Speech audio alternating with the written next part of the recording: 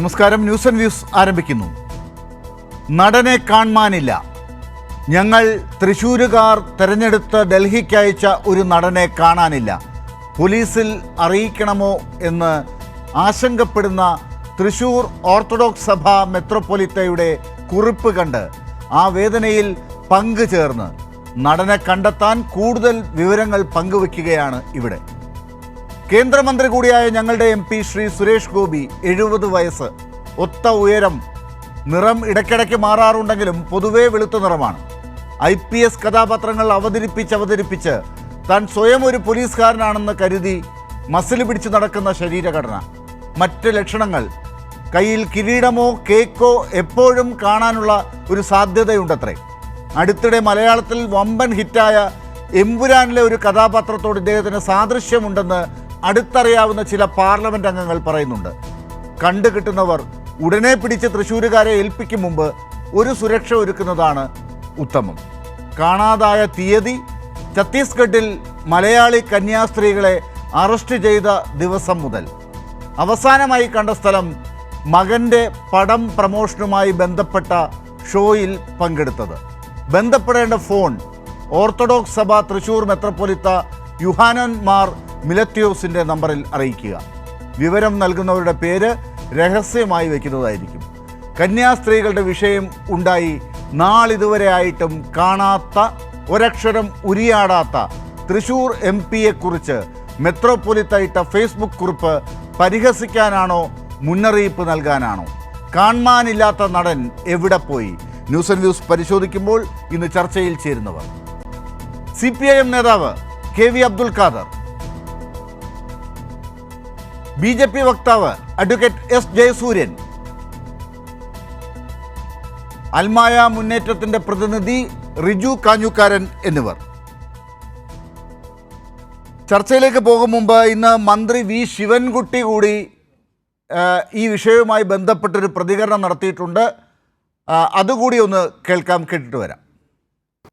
ഇപ്പോഴൊന്നും ഈ സുരേഷ് ഗോപിയിൽ നിന്ന് കാണുന്നില്ലല്ലോ. സാറിന് ഇത്തരം സ്ഥലങ്ങളിലൊക്കെ തന്നെ എന്തെങ്കിലും ഒരു തോർത്തൊക്കെ വായിക്കൊണ്ട് വരുന്നതാണല്ലോ.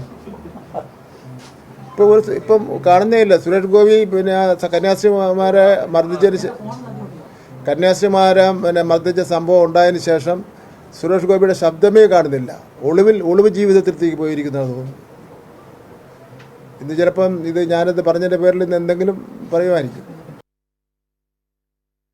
അഡ്വക്കേറ്റ് ജയസൂര്യൻ, തൃശ്ശൂർ ഞാനങ്ങ് എടുത്തോണ്ട് പോവുക എന്നൊക്കെ പറഞ്ഞു പോയ സുരേഷ് ഗോപി ഇപ്പോൾ കാണുന്നില്ല എന്ന് പറയുന്നത് നമ്മളാരും അല്ല, പ്രധാനപ്പെട്ട ചില വ്യക്തികളാണ്. എന്താണ് ചെയ്യേണ്ടത്? പോലീസിൽ അറിയിക്കണോ?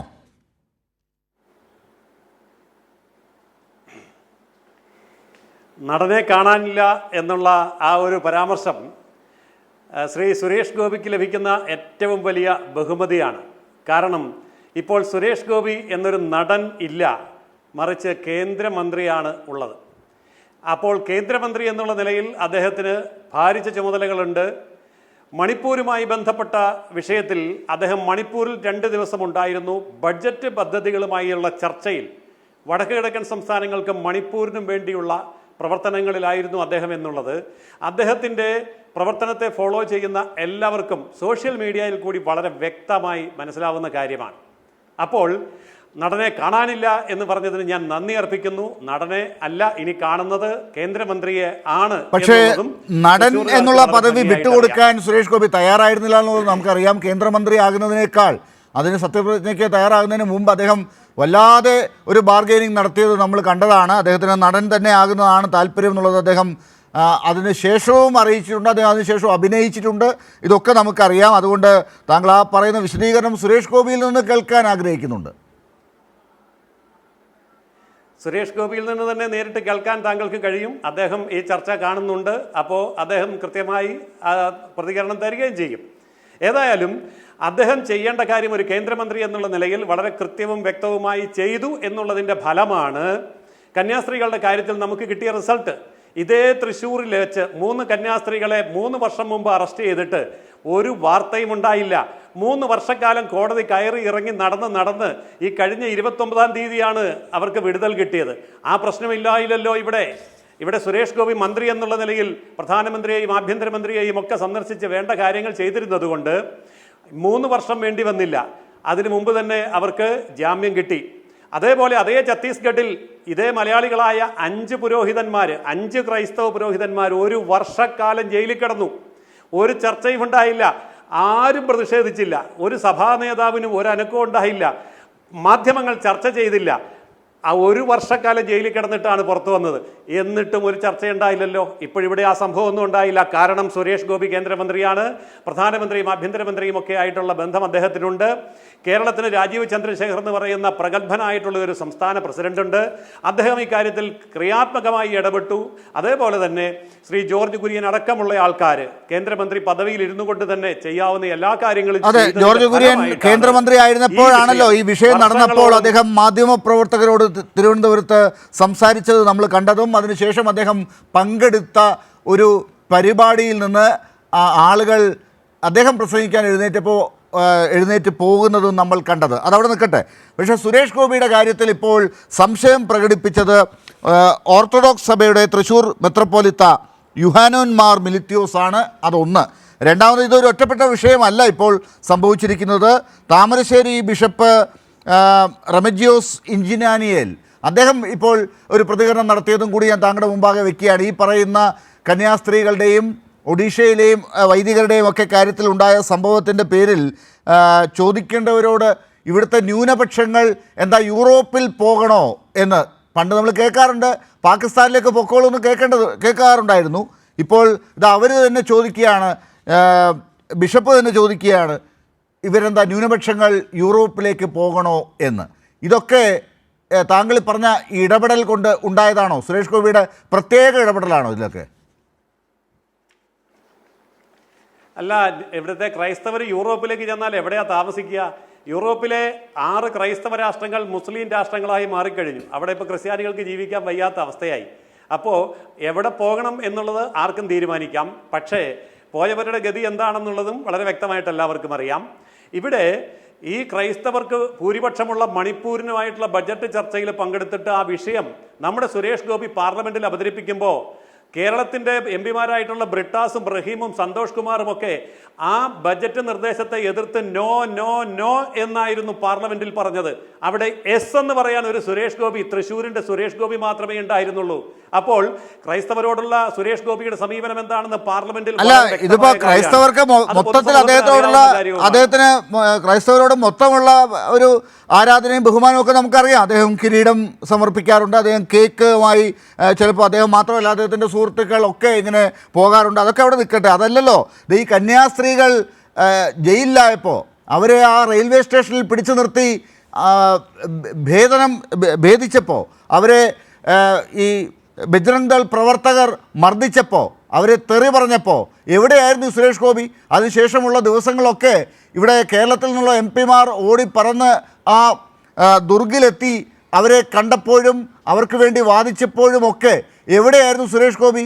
ഇതുവരെ കണ്ടില്ലല്ലോ. അതിൻ്റെ പേരിൽ ഒരു വാക്ക് പറയാൻ അദ്ദേഹം മാധ്യമങ്ങൾക്ക് മുമ്പിൽ വന്ന് കണ്ടില്ലല്ലോ. പിന്നെ നേരത്തെ താങ്കൾ പറഞ്ഞ ജോർജ് കുര്യൻ പറഞ്ഞതൊക്കെ നമ്മൾ കേട്ടതാണ്. അതൊന്നും ഞാൻ വീണ്ടും ആവർത്തിക്കുന്നില്ല. വേണമെങ്കിൽ ബൈറ്റിട്ട് കേൾപ്പിക്കാൻ ഞാൻ തയ്യാറാണ്. പക്ഷേ ഇതൊക്കെ ഇപ്പോഴും താങ്കൾ ന്യായീകരിക്കുകയാണ്, എന്നിട്ട് അപഹസിക്കുകയാണ് ഈ പറയുന്ന മെത്രോപ്പൊലിത്തയെയും ഈ താമരശ്ശേരി ബിഷപ്പിനെയൊക്കെ. നിങ്ങൾ അങ്ങനെയാണെങ്കിൽ അവിടെ പോയാൽ എവിടെ താമസിക്കും? ഇതൊക്കെയാണ് നിങ്ങളുടെ പ്രശ്നം അല്ലേ?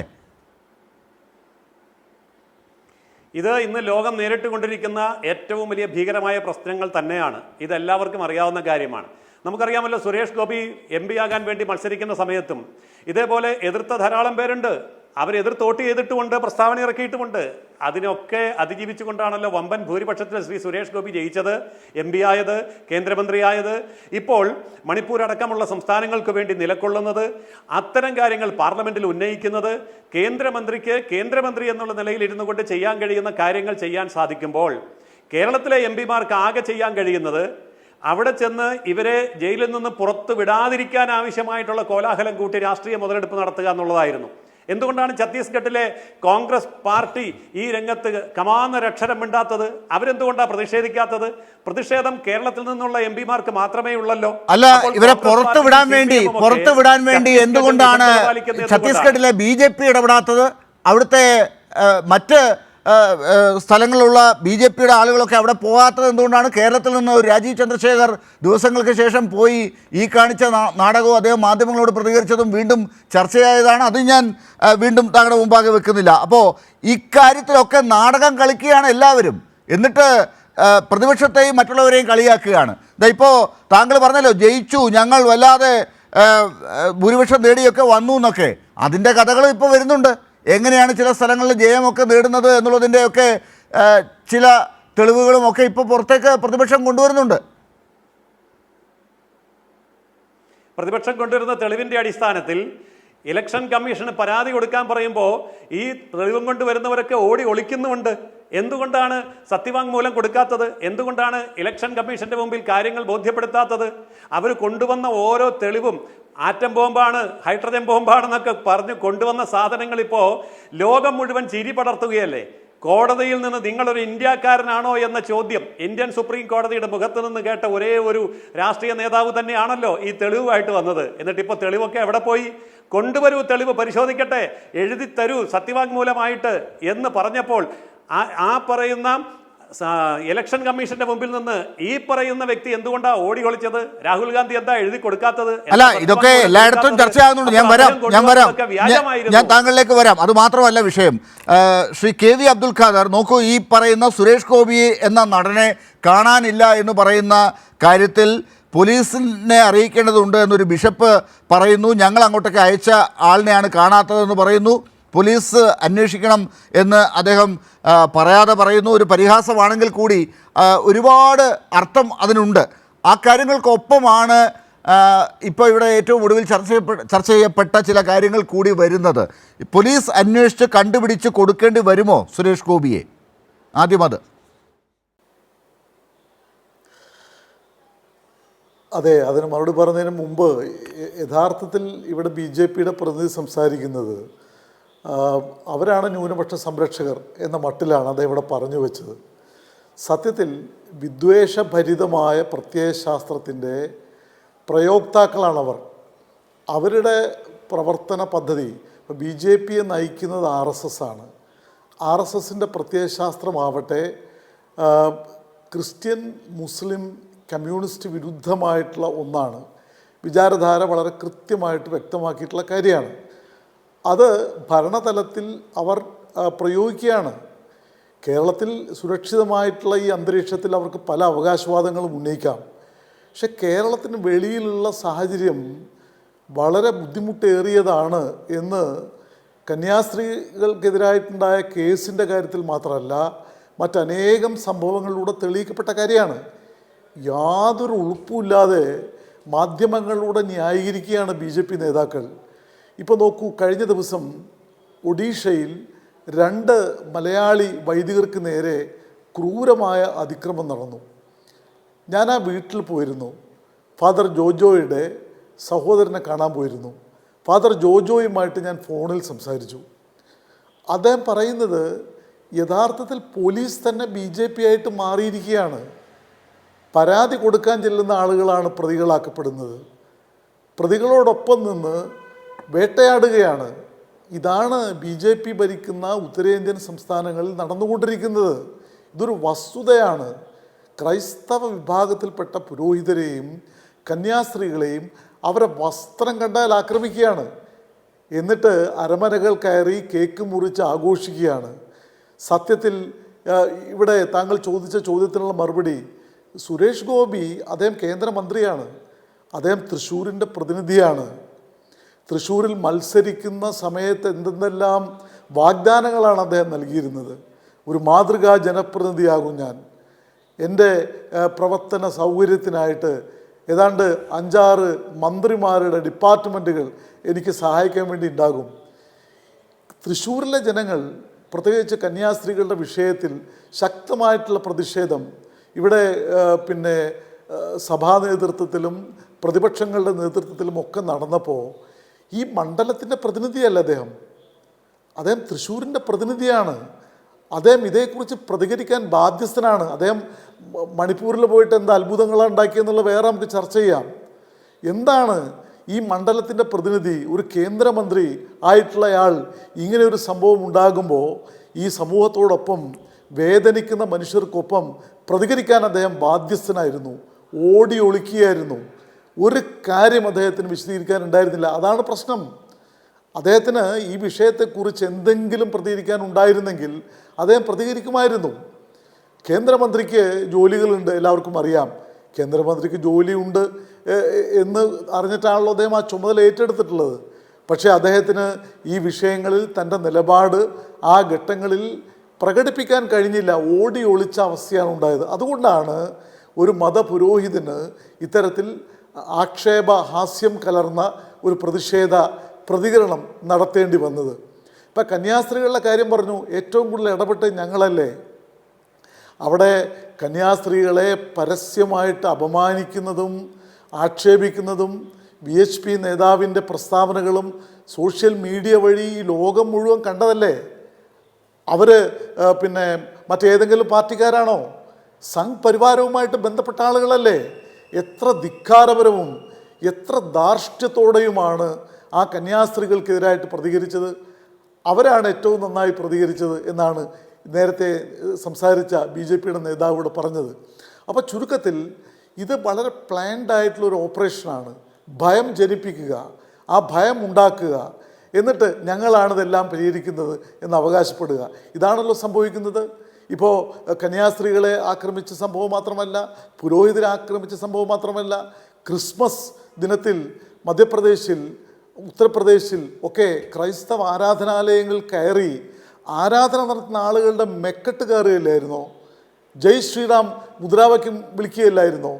ഇതൊന്നും നമ്മുടെ മുഖ്യധാരാ മാധ്യമങ്ങൾ പലതും നൽകിയില്ല. മുഖ്യധാരാ മാധ്യമങ്ങൾ ചില വാർത്തകൾ നൽകുമ്പോൾ മാത്രമാണ് ഇവർ പ്രതികരണങ്ങളുമായിട്ട് പലപ്പോഴും വരുന്നത്. അതല്ലാതെ പല സംഭവങ്ങളും അവർ മറച്ചു വെക്കുകയാണ് യഥാർത്ഥത്തിൽ ചെയ്യുന്നത്. ഇപ്പോൾ ചർച്ചയിലേക്ക് വന്നാൽ നടനെ കാണാനില്ല എന്നുള്ളത് ഈ പ്രത്യേകമായ വിഷയത്തിൻ്റെ കാര്യത്തിൽ മാത്രമല്ല. തൃശ്ശൂരിലെ ജനങ്ങളിപ്പോൾ നെഞ്ചത്ത് കൈവച്ച് അദ്ദേഹത്തിന് വോട്ട് ചെയ്ത ആളുകൾ പിന്നെ ചിന്തിക്കുന്നുണ്ടാകും, ഈ നാടിൻ്റെ വികസന പ്രശ്നങ്ങളിൽ ഏതെങ്കിലും തരത്തിൽ ഈ MP ഇടപെടുന്നുണ്ടോ? അദ്ദേഹം പാർലമെൻറ്റിൽ അവിടെ കൂടിയിരിക്കുകയാണെന്നാണല്ലോ പറയുന്നത്. തൃശ്ശൂരിന് എന്ത് പ്രത്യേക പദ്ധതിയാണ്, എന്ത് പാക്കേജാണ് പാർലമെൻറ്റ് അംഗം എന്ന നിലയിൽ അദ്ദേഹത്തിന് നേടിയെടുക്കാൻ കഴിഞ്ഞത്? റെയിൽവേയുടെ കാര്യത്തിൽ, അതുപോലെ കേന്ദ്രാവിഷ്കൃത പദ്ധതികളുടെ കാര്യത്തിൽ, എയിംസ് കേരളത്തിൽ നേടിയെടുക്കുന്ന കാര്യത്തിൽ എന്തെല്ലാം വിഷയങ്ങളുണ്ട്. കേരളത്തിലെ ഗവൺമെൻറ്റിനെ ആക്ഷേപിച്ചുകൊണ്ട് മാത്രം ഒരു കേന്ദ്രമന്ത്രിക്ക് മുന്നോട്ട് പോകാനാവില്ല. ജനങ്ങൾ തിരിച്ചറിയുന്നു, ഒരു പാർലമെൻറ്റ് മണ്ഡലത്തിൽ നിന്ന് തിരഞ്ഞെടുക്കപ്പെട്ട പ്രതിനിധി ഇത്തരത്തിൽ ജനവിരുദ്ധമായിട്ട് പ്രവർത്തിക്കുമ്പോൾ അവർക്ക് മനസ്സിലാകുന്നു അത് വികസന കാര്യങ്ങളിൽ മാത്രമല്ല, മതന്യൂനപക്ഷങ്ങളുടെ പ്രശ്നങ്ങളിൽ ഉൾപ്പെടെ അദ്ദേഹം എടുക്കുന്ന ഇരട്ടത്താപ്പും മൗനവും തീർച്ചയായും ഈ നാട്ടിലെ ജനങ്ങൾ വിചാരണ ചെയ്യും. ആ വിചാരണക്ക് അദ്ദേഹം വിധേയമാവേണ്ടതുണ്ട് എന്ന് തന്നെയാണ് CPIM-ന് ഇക്കാര്യത്തിൽ പറയാനുള്ള. KV അബ്ദുൽ ഖാദർ, ഞാൻ തിരിച്ചു വരാം. ശ്രീ റിജു കാഞ്ഞൂക്കാരൻ, നോക്കൂ, ഈ കന്യാസ്ത്രീകളെ ആക്രമിച്ച് അല്ലെങ്കിൽ അതിനുശേഷം അറസ്റ്റ് ചെയ്ത് ജയിലിലാക്കി ഉണ്ടായ നാടകങ്ങളൊക്കെ നമ്മൾ കണ്ടതാണ്.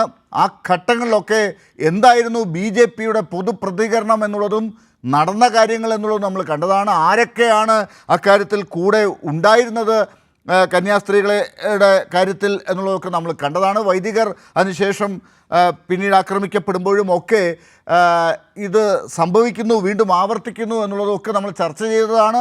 അക്കാര്യത്തിലൊക്കെ ചാനൽ ചർച്ചകളൊക്കെ താങ്കൾ ഉൾപ്പെടെയുള്ളവർ പറഞ്ഞ കാര്യങ്ങളൊക്കെ നമുക്ക് മുമ്പിൽ ഉണ്ടല്ലോ.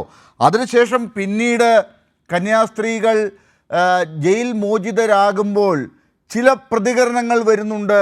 സഭയുടെ മേൽത്തട്ടിലുള്ള ചില ആളുകളിൽ നിന്ന് BJPക്ക് അനുകൂലമായ വാക്കുകളൊക്കെ നമ്മൾ കേൾക്കുന്നത് കണ്ടു. അപ്പോഴുമൊക്കെ നിശബ്ദരായിരുന്നവർ ഇന്നിപ്പോൾ ചിലരെങ്കിലും പ്രതികരിച്ചിട്ടുണ്ട്. ഇപ്പോൾ മിലിറ്റിയോസ് തിരുമേനിയുടെ പ്രതികരണം അക്കൂട്ടത്തിൽ നമുക്ക് പെടുത്താം. അതുപോലെ ഇഞ്ചിനാനിയൽ ബിഷപ്പ് പ്രതികരിച്ചത് നമ്മൾ ഇതപ്പോൾ കാണുന്നുണ്ട്.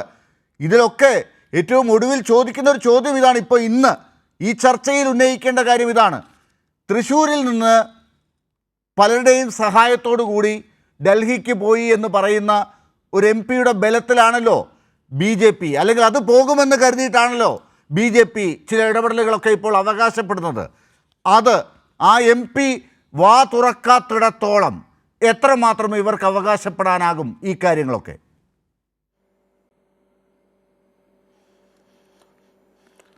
ഈ വിഷയത്തിൽ ഞങ്ങൾ ആദ്യമേ മുതൽ പറയുന്ന പ്രധാനപ്പെട്ട വിഷയം എന്താണെന്ന് വെച്ചാൽ, ഇവിടെ കേരളത്തിൽ 140 MLA-മാരുണ്ട്, 20 MP-മാരുണ്ട് എലക്ട് ചെയ്യപ്പെട്ടത്, രാജ്യസഭാ MP-മാരല്ല. അതിലാകെ ഒരേ ഒരാളാണ് ഈ സുരേഷ് ഗോപി. ഈ സുരേഷ് ഗോപി മന്ത്രിയല്ല, ക്യാബിനറ്റ് മന്ത്രിയല്ല, പ്രധാനമന്ത്രി ആയാലും ഈ വിഷയത്തിൽ ഏറ്റവും ആദ്യം ഇടപെടേണ്ട വ്യക്തിയാണ്, ഒരു സംശയവുമില്ല. അദ്ദേഹത്തെ ഈ സിസ്റ്റേഴ്സ് അറസ്റ്റിലായ ദിവസങ്ങളെയൊന്നും കാണാൻ പോലും കിട്ടുന്നുണ്ടായിരുന്നില്ല. എവിടെയോ വെച്ച് മാധ്യമങ്ങൾ അദ്ദേഹത്തെ തടഞ്ഞു നിർത്തി ഇത് ചോദിക്കുമ്പോൾ അദ്ദേഹം പറയുന്ന വാക്ക് എനിക്ക് പറയാൻ മനസ്സില്ല എന്നാണ്. മനസ്സില്ല എന്ന് മാത്രമല്ല, പോലീസ് ക്ലിയർ മൈ വേ എന്നാണ് പറയുക. Clear my way. ഒരു MP, ഒരു ജനപ്രതിനിധി, ഒരു മന്ത്രി, അദ്ദേഹത്തിൻ്റെ നിലപാടാണ് ന്യൂനപക്ഷങ്ങളുടെ വോട്ട് വാങ്ങി ജയിച്ച് MP ആയി എന്ന് BJP തന്നെ അവകാശപ്പെടുന്ന ഒരു MP-യുടെ നിലപാടാണ്. അദ്ദേഹം തൃശ്ശൂർ കാണിച്ച കോപ്രായങ്ങൾ, നാടകങ്ങൾ, ഇതിനൊക്കെ അന്ന് തന്നെ രൂക്ഷമായ ഞങ്ങൾ പ്രതികരിച്ചിരുന്ന ആളുകളാണ്. കിരീടം ധരിപ്പിക്കുന്നു, കുരുത്തോല കൊണ്ടുവരുന്നു, കന്യാസ്ത്രീകളോടൊപ്പം ഇരുന്ന് പാട്ട് പാടുന്നു, കൊരട്ടിപ്പള്ളിയിൽ മുട്ടിലഴയുന്നു, പൂവൻ കൊല കാഴ്ചവെക്കുന്നു, അങ്ങനെ എന്തെല്ലാം നാടകങ്ങൾ. ഇതൊക്കെ കാണിച്ചുകൊണ്ട് ഇപ്പോൾ ഒരു അത്യാവശ്യ ഘട്ടം, നിർണായക ഘട്ടത്തിൽ വന്നപ്പോൾ അദ്ദേഹത്തിന് മിണ്ടാൻ മനസ്സില്ല എന്നാണ് അദ്ദേഹം പറയുക. ഇപ്പോൾ BJP പ്രതിനിധി പറഞ്ഞു, ഇവിടെ 2013-ലുണ്ടായൊരു കേസ് ഇപ്പോഴാണ് തീർന്നത്, 3 വർഷം കഴിഞ്ഞാൽ തീർന്നതെന്ന് പറഞ്ഞു. ഇത് ഒരാഴ്ച കൊണ്ട് തീർന്നല്ലോ എന്നാണ് പറഞ്ഞത്. ഒരാഴ്ച കൊണ്ട് തീർന്നു എന്നാണ് അദ്ദേഹം വിചാരിക്കുക. അദ്ദേഹം ഏത് ലോകത്താണ്? ജാമ്യം കിട്ടിയ കേസ് തീർന്നു എന്നാണ് അതിൻ്റെ അർത്ഥം. ഈ സിസ്റ്റേഴ്സ് 3 കൊല്ലം ജയിലിലായിരുന്നു എന്ന അർത്ഥത്തിലാണോ താങ്കൾ പറഞ്ഞത്? താങ്കൾ എന്തർത്ഥത്തിലാണ് അതിനെക്കുറിച്ച് പറയുക? ഇവിടെ ക്രൈസ്തവ ന്യൂനപക്ഷം, മുസ്ലിം ന്യൂനപക്ഷം, നിങ്ങൾ ഇവർക്ക് നൽകുന്ന ഒരു പൊസിഷൻ എന്താണ്? നിങ്ങൾ ഇവിടുത്തെ ക്രൈസ്തവരെയും മുസ്ലിമുകളെയും സഹോദര തുല്യം കാണുന്നുണ്ടോ?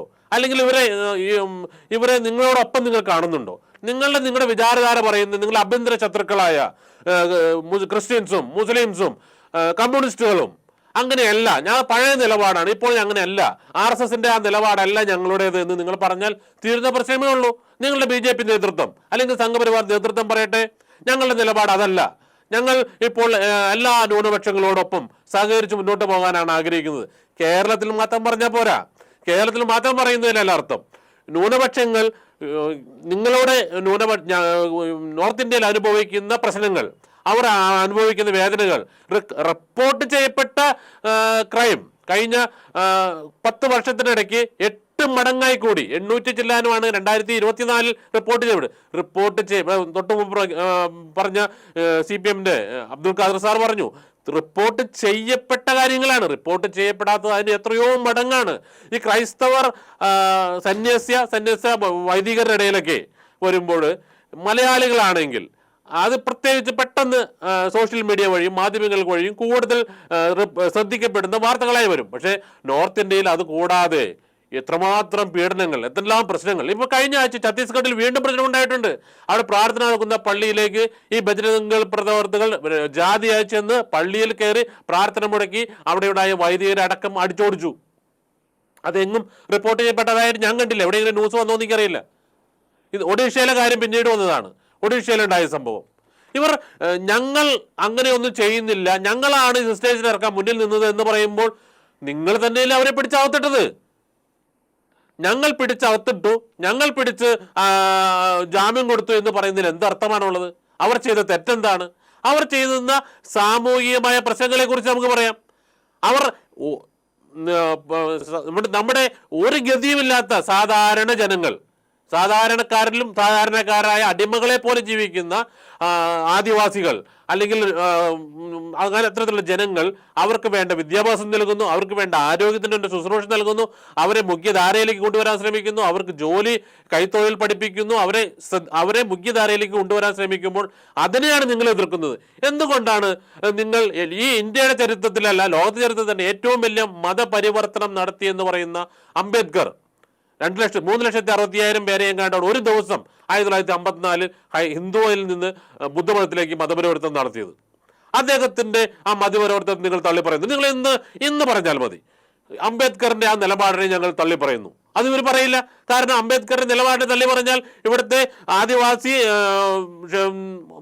ദളിത് സമൂഹം മുഴുവൻ ഇവർക്കെതിരാവും. അവരുടെ വോട്ട് ഇവർക്ക് കാണും, അവരുടെ നിലപാട് അവരെ അംഗീകരിക്കാൻ വയ്യ, അവരെ ഉയർത്തിക്കൊണ്ടുവരാൻ വയ്യ, അവരെ സഹോദരങ്ങളെ കാണാൻ വയ്യ, അവർക്ക് വേണ്ടി ഒന്നും ചെയ്യാൻ വയ്യ. പക്ഷെ അവരുടെ വോട്ട് മാത്രം ഇവർക്ക് ആവശ്യമുണ്ട്. ഇവർ ഈ കന്യാസ്ത്രീകൾ ചെയ്യുന്ന കാര്യങ്ങൾ, കന്യാസ്ത്രീകൾ കുഷ്ഠരോഗികളെ നോക്കുന്നു, കന്യാസ്ത്രീകൾ രോഗികളെ നോക്കുന്നു, റോഡിൽ കിടക്കുന്നവരെ ശുശ്രൂഷിക്കുന്നു, ഈ കാര്യങ്ങളൊക്കെ അവിടുത്തെ ബജരംഗ് ദളും BHPയും അല്ലെങ്കിൽ അവിടെ സംഘപരിവാർ സംഘടനകൾ ചെയ്തുകൊണ്ടിരുന്നാൽ ഇവരൊന്നും കന്യാസ്ത്രീകളുടെ കൂടെ പോവില്ല, നിങ്ങളുടെ കൂടെ തന്നെ വരും. കന്യാസ്ത്രീകൾ വിളിച്ചാലും പോവില്ല. കന്യാസ്ത്രീകൾ നടത്തുന്ന ആതുര സേവനങ്ങൾ അത് ക്രിസ്ത്യാനിയാണെന്ന് നോക്കിയിട്ടോ, മുസ്ലിം ആണെന്ന് നോക്കിയിട്ടോ, ഹിന്ദു ആണെന്ന് നോക്കിയിട്ടുള്ളോ, പട്ടികജാതിയാണെന്ന് നോക്കിയിട്ടോ, ആദിവാസിയാണെന്ന് നോക്കിയിട്ടല്ല, അവൻ ബ്രാഹ്മണനാണോ നോക്കിയിട്ടല്ല, മനുഷ്യനാണോ എന്നാണ് നോക്കുക. ഇവിടുത്തെ ക്രൈസ്തവ നേതാക്കൾ നേതൃത്വത്തെക്കുറിച്ച് ചോദിച്ചുകൊണ്ട് ആ വിഷയത്തിലേക്ക് ഞാൻ വരികയാണ്. ഞങ്ങളുടെ ചില മെത്രാന്മാർ പലപ്പോഴും അവരുടെ നിലപാടുകൾ ഞങ്ങൾക്ക് വേദന ഉളവാക്കുന്നതാണ്. അവർ ഇരയോടൊപ്പം നിൽക്കുന്നു എന്ന് പറയുമ്പോഴും വേട്ടക്കാരനോടൊപ്പം ഓടുന്ന ശൈലി അത് ഞങ്ങൾ അംഗീകരിക്കുന്നില്ല. ഞങ്ങൾ അതിന് എന്തും നിഷേധിച്ചിട്ടുണ്ട്. ഈ ജാമ്യം കിട്ടിയ അടുത്ത ദിവസം തന്നെ 2-3 പ്രധാനപ്പെട്ട മെത്രാപോലിത്തമാർ, എറണാകുളം കത്തോലിക്ക സഭയുടെ, സീറോ മലബാർ സഭയുടെ ഏറ്റവും പ്രധാനപ്പെട്ട 2 മെത്രാപോലിത്തമാർ അമിത്ഷായ്ക്കും മോദിക്കും നന്ദി പറഞ്ഞുകൊണ്ട് പ്രസ്താവന ഇറക്കി. ഞങ്ങൾ അതിനെ എതിർക്കുന്നു. എങ്ങനെയാണ് അമിത്ഷായ്ക്കും മോദിക്കും നന്ദി പറഞ്ഞുകൊണ്ട് ഈ പ്രശ്നം അവസാനിക്കാൻ സാധിക്കുക? കേസുകൾ അപ്പോൾ അവിടെ നിൽക്കുകയാണ്. ആ കേസിൽ ഒരു കഴമ്പുമില്ല എന്ന് കോടതി തന്നെ പറയുന്നു. എന്നിട്ടും കേസ് നിലനിൽക്കുന്നു. കേസ് പിൻവലിക്കപ്പെട്ടിട്ടില്ല. സർക്കാർ അതിന്റെ നിലപാടിൽ നിന്ന് മാറിയിട്ടില്ല. സിസ്റ്റേഴ്സിന് എതിരെ ചാർജ് ചെയ്തിട്ടുള്ള ചാർജുകൾ അവിടെ നിലനിൽക്കുന്നു. അപ്പോൾ ഈ നടനടക്കമുള്ളവർ അല്ലെങ്കിൽ BJP സമൂഹം, BJP നേതൃത്വം, സംഘപരിവാർ സംഘടനകൾ മതന്യൂനപക്ഷങ്ങൾക്കെതിരെ എടുത്തിരിക്കുന്ന നിലപാടിൽ എന്തെങ്കിലും മാറ്റം വരുത്തിയിട്ടുണ്ടോ എന്നാണ് ഞങ്ങൾക്കറിയേണ്ടത്. ആ മാറ്റം വരുത്തിയത് ഇവിടെ ചാനലിൽ വന്നിരുന്നു, ഒരാൾ പറഞ്ഞതിന് കാര്യമില്ല, ഇവരുടെ നേതൃത്വം പറയട്ടെ. റിജു, ഞാൻ വരാം. അഡ്വക്കേറ്റ് ജയസൂര്യൻ, നോക്കൂ, ഈ പറയുന്ന സുരേഷ് ഗോപിയുടെ കാര്യത്തിലാണ് ഇതൊക്കെ ടെസ്റ്റ് ചെയ്യപ്പെടുന്നത്. സുരേഷ് ഗോപി നടനല്ല എന്ന് പറഞ്ഞതിലെ വാക്കിൻ്റെ അർത്ഥം വെച്ച് വ്യാഖ്യാനിച്ച് താങ്കൾ കയ്യടി സ്വയം നടത്തിയിട്ട് കാര്യമില്ല. ഇവിടെ തൃശ്ശൂർ MP-ക്ക് ഒരു ബാധ്യതയുണ്ട് അവിടുത്തെ ജനങ്ങൾക്ക് വേണ്ടി പ്രതികരിക്കാൻ, ഈ പറയുന്ന വിഷയത്തിൽ മാധ്യമങ്ങളിലൂടെ ജനങ്ങളെ കാര്യങ്ങൾ അറിയിക്കാൻ. അത് അദ്ദേഹം ഇതുവരെ ചെയ്തിട്ടില്ല എന്ന് മാത്രമല്ല, അദ്ദേഹം പെരുമാറിയത് എങ്ങനെയെന്ന് ഇപ്പോൾ ഇവിടെ വിശദമാക്കപ്പെടുകയും ചെയ്തു. ഈ കാര്യത്തിൽ മാത്രമല്ല എന്നാണ്, തൃശ്ശൂരിൽ ഒരു അബദ്ധം പറ്റി എന്നുള്ള നിലയ്ക്കാണ് നേരത്തെ ശ്രീ KV അബ്ദുൽ ഖാദർ കാര്യങ്ങൾ പറഞ്ഞത്. അവിടുത്തെ ഒരു കാര്യത്തിലും ഇടപെടുന്നില്ല, അവിടുത്തെ വികസന കാര്യങ്ങൾ ഇടപെടുന്നില്ല, അവിടത്തേക്ക് വേണ്ടി പ്രത്യേകിച്ച് ഒരു കാര്യവും കൊണ്ടുവന്നിട്ടില്ല. ഇത്രമാത്രം കേന്ദ്രത്തിൽ ഇടപെടാൻ പറ്റുന്ന ഒരാൾക്ക് ഇതൊന്നും ചെയ്യാൻ പറ്റുന്നില്ലെങ്കിൽ എന്താണ് പറയേണ്ടത്? ശ്രീ KV അബ്ദുൽ ഖാദറിന് ഞാൻ നന്ദി പറയുകയാണ്. കാരണം അദ്ദേഹം ഒരു ചോദ്യം ചോദിച്ചു, തൃശ്ശൂരിന് വേണ്ടി ശ്രീ സുരേഷ് ഗോപി എന്ത് ചെയ്തു എന്നുള്ളത്. തൃശ്ശൂർ റെയിൽവേ സ്റ്റേഷന് വേണ്ടി 393 കോടി രൂപ അന്താരാഷ്ട്ര നിലവാരത്തിൽ എന്നല്ല, എയർപോർട്ട് പോലെയാണ് അത് വരാൻ പോകുന്നത്. തൃശ്ശൂർ ക്രൈസ്റ്റ് കോളേജിലെ സിന്തറ്റിക് ട്രാക്കിന് 8 കോടി രൂപ, ടൂറിസം വികസന പദ്ധതിക്ക് 59 കോടി 71 ലക്ഷം രൂപ, മലമ്പുഴ അത് എല്ലാ റെയിൽവേ സ്റ്റേഷനുകളും ഇത്തരത്തിൽ പരിഷ്കരിക്കപ്പെടുന്നുണ്ട്. റെയിൽവേ സ്റ്റേഷനുകളെല്ലാം പരിഷ്കരിക്കപ്പെടുന്നുണ്ട്. നേരത്തെ ഉള്ള പദ്ധതിയാണ്, സുരേഷ് ഗോപിക്ക് മുമ്പേ വന്നതാണ്. 48 മുതൽ 1248 കിലോ ലിറ്റർ ആക്കി വർദ്ധിപ്പിച്ചു. അതുപോലെ ടൂറിസ്റ്റ് ബസ് ഓപ്പറേറ്റർമാർ കേരളത്തിന് മൊത്തമായിട്ടാ പുറത്തിറങ്ങിയാൽ അവർക്ക് കൂടുതൽ ചാർജ് കൊടുക്കണമായിരുന്നു, നികുതി കൊടുക്കണമായിരുന്നു, അത് വേണ്ടാന്ന് വെച്ചു. സുരേഷ് ഗോപി നവീകരിച്ചു. ഇങ്ങനെ സുരേഷ് ഗോപി ചെയ്ത കാര്യമാണ് ഞാൻ ഈ പറയുന്നത്. സർ, ഇതെല്ലാം സുരേഷ് ഗോപി മാത്രം ചെയ്തതാണെന്നാണോ താങ്കൾ പറഞ്ഞത്? സുരേഷ് ഗോപി MP ആകുന്നതിന് മുമ്പ് തുടങ്ങിയ റെയിൽവേ സ്റ്റേഷൻ മോഡിഫിക്കേഷൻ പരിപാടി ഇപ്പോഴും തുടരുന്നുണ്ട്. അത് സുരേഷ് ഗോപിയുടെ പേരിലേക്ക് താങ്കൾ മാറ്റിവെക്കുകയാണ്. പീച്ചി ഡാം തുറക്കുമ്പോൾ വെള്ളപ്പൊക്ക ഭീഷണി ഉണ്ടാകുന്ന പ്രദേശത്ത് അത് തടയാൻ വേണ്ടി ഗാന്ധിനഗർ റെസിഡൻസ് അസോസിയേഷൻ ഹാളിൽ ജനപ്രതിനിധികളുടെ യോഗം വിളിച്ചു സുരേഷ് ഗോപി. ആ സമയത്ത് CPM-ന്റെയും UDF-ന്റെയും LDF-ന്റെയും UDF-ന്റെയും ആൾക്കാർ അത് ബഹിഷ്കരിച്ച് വിട്ടുനിൽക്കുകയാണ് ചെയ്തത്. ആർക്കാ താല്പര്യം തൃശ്ശൂരിനെ സംരക്ഷിക്കാൻ? തൃശ്ശൂരിനെ സംബന്ധിച്ചിടത്തോളം വളരെ കൃത്യമായ താല്പര്യം ഇക്കാര്യത്തിൽ സുരേഷ് ഗോപി എന്ത് ചെയ്തു എന്ന് അദ്ദേഹത്തിന് പറയാൻ പറ്റുന്നില്ല. സുരേഷ് ഗോപി കന്യാസ്ത്രീകളുടെ കാര്യത്തിൽ എന്ത് ചെയ്തു എന്ന് ചോദിച്ചപ്പോഴാണ് താങ്കൾ ഈ വികസന കാര്യങ്ങളിൽ നേരത്തെയുള്ള കാര്യങ്ങൾ കൂടി ഉൾപ്പെടുത്തിക്കൊണ്ട് ഒരു ലിസ്റ്റ് അങ്ങോട്ട് ഇറക്കുന്നത്. ഇനിയിപ്പോൾ ഏത് MP-മാർ ചെയ്ത കാര്യങ്ങളും BJP-യുടെ MP-മാർ ചെയ്ത കാര്യങ്ങളിലേക്കും ഇതൊക്കെ എടുത്തു വെക്കാം. ഇതാണ് ഇപ്പോഴത്തെ സാഹചര്യം താങ്കൾ പറയുന്നത് വെച്ച് നോക്കുമ്പോൾ. അല്ല, കെ വി അബ്ദുൽ ഖാദർ ചോദിച്ച ചോദ്യത്തിന്റെ മറുപടിയാണ് ഞാൻ പറഞ്ഞത്. നിങ്ങൾ അതിനെ എങ്ങനെ വ്യാഖ്യാനിച്ചാൽ ജനങ്ങൾക്ക് വളരെ കൃത്യമായിട്ട് അറിയാം. അതുപോലെ തന്നെ ശ്രീ റിജു പറയുന്നു വടക്കേ ഇന്ത്യയിൽ ഭയങ്കര ആക്ഷേപമാണ്, അവിടെ ഭയങ്കര ആക്രമണമാണ് എന്നൊക്കെ പറഞ്ഞല്ലോ, റിജു പറഞ്ഞല്ലോ. അപ്പോ ആ റിജു പറഞ്ഞ കാര്യത്തിന്റെ മറുപടി കൂടെ ഞാൻ പറയണം. കാരണം നിങ്ങളുടെ ചോദ്യത്തിലൊക്കെ മറുപടി ഞാനാണല്ലോ പറയേണ്ടത്. അല്ല, നേരത്തെയുള്ള ചോദ്യത്തിന് മറുപടി ഇതുവരെ വന്നിട്ടില്ല. നേരത്തെ കെ വി അബ്ദുൽ ഖാദർ ചോദിച്ച കാര്യങ്ങൾക്ക് മറുപടി ഇതുവരെ വന്നിട്ടില്ല. അത് പറഞ്ഞുകൊണ്ടിരിക്കുകയാണ്. അപ്പോൾ അതിൻ്റെ കൂടെയാണ് റിജു ഈ കാര്യം ചോദിച്ചത്. എല്ലാ ചോദ്യത്തിനും ഞാൻ മറുപടി പറയണമല്ലോ, എല്ലാം കൂടെ പറയാനുള്ള സമയം നിങ്ങൾ തരണം. അപ്പോൾ റിജു ചോദിക്കുന്നത് എന്ത് ന്യൂനപക്ഷങ്ങൾക്ക് വേണ്ടി ചെയ്തു? കൃത്യമായിട്ട് മതന്യൂനപക്ഷങ്ങൾ അതിന് മറുപടി കൊടുത്തിട്ടുണ്ട്. അതായത് ഇത്രമാത്രം BJP-യെ അപഹസിക്കാൻ വേണ്ടി ആക്രമണങ്ങളുടെ കഥകൾ നിങ്ങൾ ഇങ്ങനെ പരത്തും തോറും ഇന്ത്യയിലെ ക്രൈസ്തവർക്ക് ഭൂരിപക്ഷമുള്ള എല്ലാ സംസ്ഥാനങ്ങളും BJP ഭരിക്കുകയാണ്.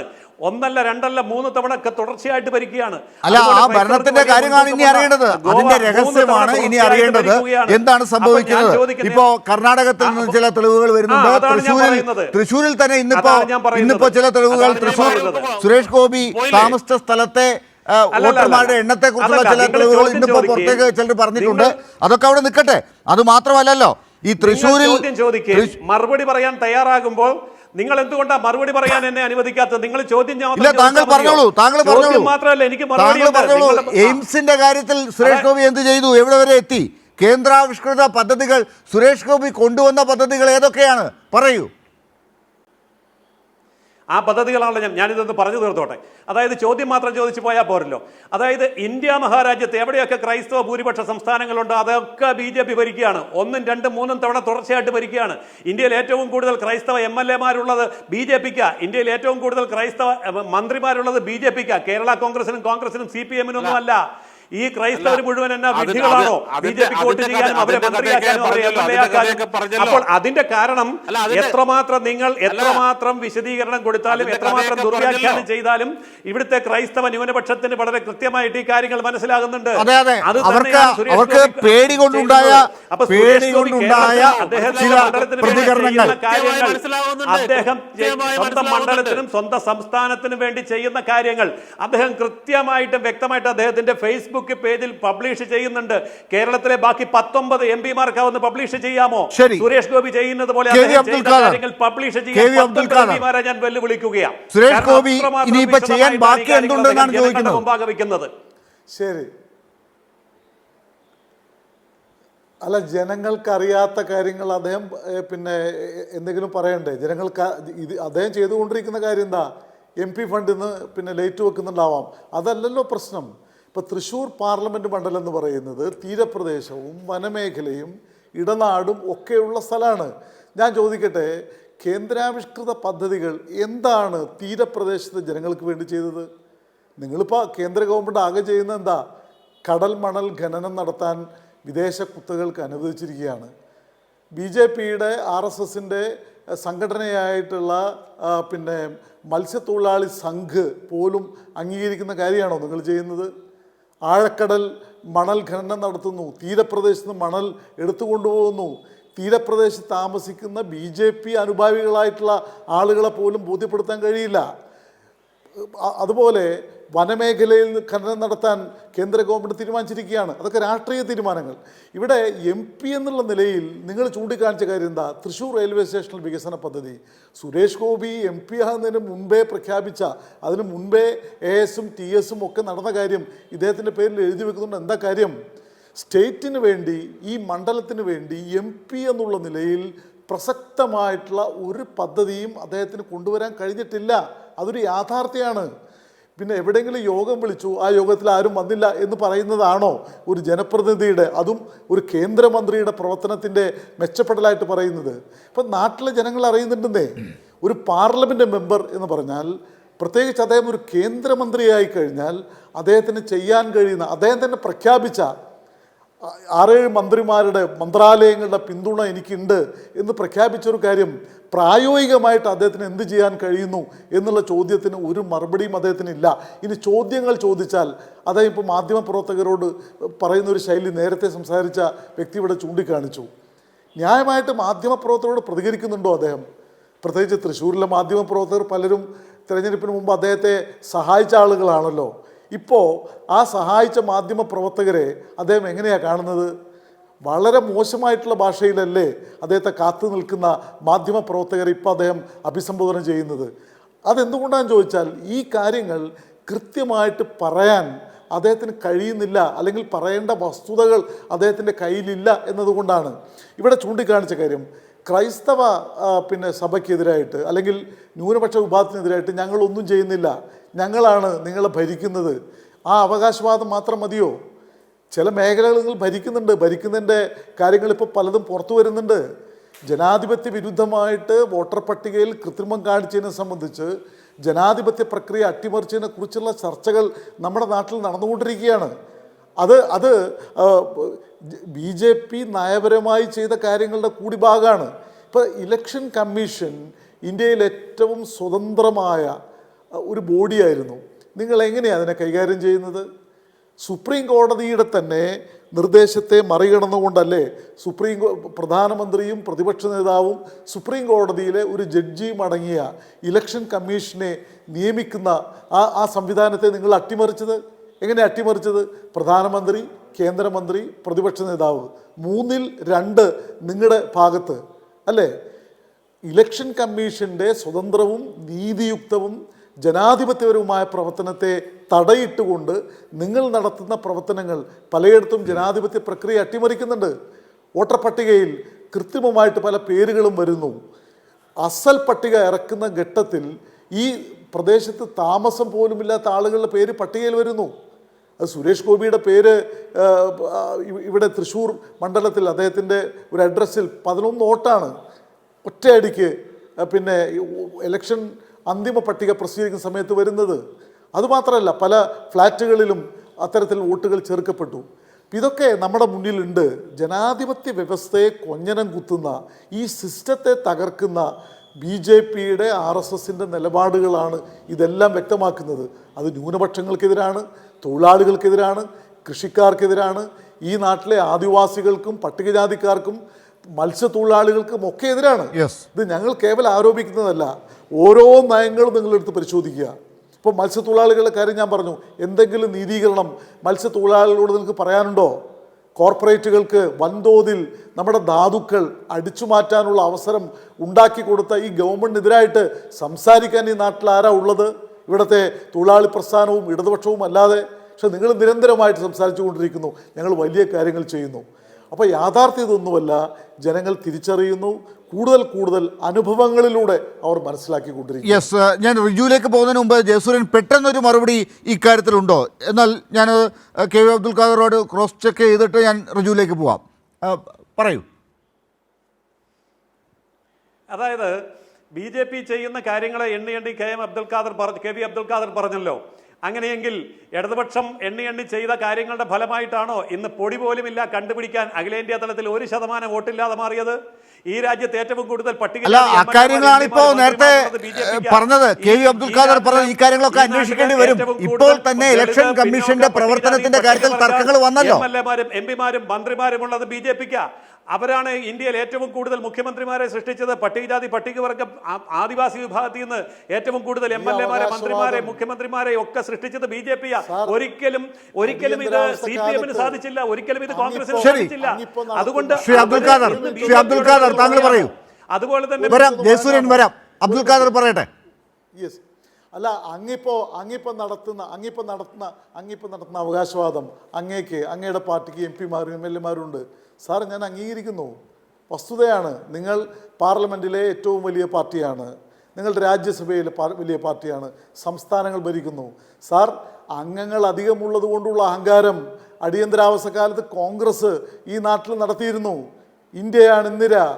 ഇന്ന് മറ്റൊരു തരത്തിൽ മോഡിയാണ് ഇന്ത്യയാണ് മോഡി എന്ന തരത്തിൽ ഞങ്ങളുടെ കൂടെ MP-മാരും MLA-മാരും ഉണ്ട് എന്ന് ധാർഷ്ട്യമുണ്ടല്ലോ. അത് ജനാധിപത്യ വ്യവസ്ഥയെ വെല്ലുവിളിക്കലാണ്, ജനശക്തിയെ വെല്ലുവിളിക്കലാണ്. എക്കാലത്തും ഇത് നിലനിൽക്കും എന്നൊന്നും നിങ്ങൾ ഒരിക്കലുമല്ല. ഞാൻ പറഞ്ഞത് പട്ടികജാതി MLA, പട്ടികജാതി MP, പട്ടികവർഗ MP, ആദിവാസി MP ഇതാണോ പറയേണ്ടത്? അതുകൊണ്ട് BJP ഇതാണോ അങ്ങ് പറയേണ്ടത്? ഞാൻ ചോദിച്ച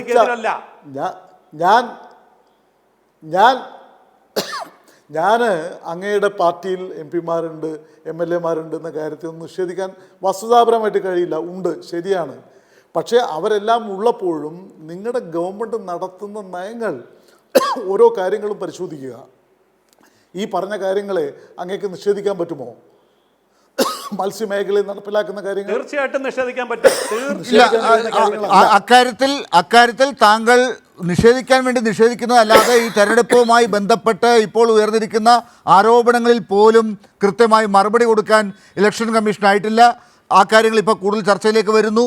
ഒപ്പം തൃശ്ശൂരിലെ MP-യുടെ കാര്യത്തിൽ ചോദ്യങ്ങൾ ചോദിക്കുമ്പോൾ അദ്ദേഹം പാർലമെൻറ്റിൽ കൈ ഉയർത്തിയില്ലേ, അദ്ദേഹം മണിപ്പൂരിൽ പോയി കാര്യങ്ങൾ ചെയ്തില്ലേ, ഇതൊക്കെയാണ് താങ്കൾ നേരത്തെ ചോദിച്ചത്. അതായത് തൃശ്ശൂരിൽ എന്ത് ഇടപെട്ടു, ഇവിടുത്തെ മാധ്യമങ്ങളിൽ എന്ത് മറുപടിയാണ് അദ്ദേഹം നൽകിയത്, ഇവിടുത്തെ ജനങ്ങളോട് അദ്ദേഹം എന്താണ് പ്രതികരിച്ചത്, ഇക്കാര്യത്തിൽ ഇപ്പോഴും ഉത്തരം താങ്കൾക്ക് തരാനായില്ല. ഞാൻ വരാം. റിജു, നോക്കൂ, ഇക്കാര്യത്തിൽ നിങ്ങളുടെയൊക്കെ ഇടപെടൽ കൊണ്ട്, അല്ലെങ്കിൽ ഈ ക്രൈസ്തവ സഭകളുടെയൊക്കെ ഇടപെടൽ കൊണ്ടാണ് ഒരു ലോക്സഭാ സീറ്റ് BJPക്ക് കിട്ടിയത് എന്നുള്ള കാര്യമാണല്ലോ പറഞ്ഞുകൊണ്ടിരിക്കുന്നത്. അതൊരു ഭാഗത്ത് നിൽക്കുമ്പോൾ സാങ്കേതികമായി തെരഞ്ഞെടുപ്പുകൾ നടക്കുന്ന കാര്യത്തിലുള്ള തർക്കം മറ്റൊരു ഭാഗത്ത് ഇപ്പോഴും ഇന്നുമൊക്കെ കൊടുമ്പിരിക്കൊണ്ടിരിക്കുകയാണ്. അതവിടെ നിൽക്കട്ടെ. പക്ഷേ നിങ്ങളുടെ അനുഭവം കൊണ്ട് ഇപ്പോഴുണ്ടായിരിക്കുന്ന ഈ ഒരു നേട്ടം BJPക്ക് ഇനി തുടരാനാകില്ല എന്ന് നിങ്ങൾ ഉറക്കെ പ്രഖ്യാപിക്കാൻ ഇത്തരം ചർച്ചകളിൽ തയ്യാറുണ്ടോ? എന്ത് സംശയം?